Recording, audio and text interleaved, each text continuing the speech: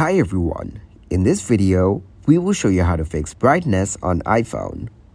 To fix the brightness on the iPhone, you need to scroll down from the top left corner. Then, it will show you the control panel. Now from this panel, you will be able to see the brightness. After that, click on that brightness icon and let's see if it works properly or not. Then you can increase or decrease the brightness from here. If you're not able to fix the brightness from here, now you need to open up the Settings app. Then scroll down in Settings and tap on Display and Brightness. And from here, you'll be able to increase or decrease the brightness. Now get back to Settings and click on General Options.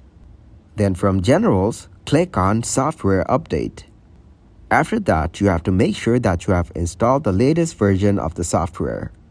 To fix the brightness issue, you need to install the iOS 17 in your iPhone, because the update will fix all the bugs. Thanks for watching, like the video and subscribe to the channel for more content like this.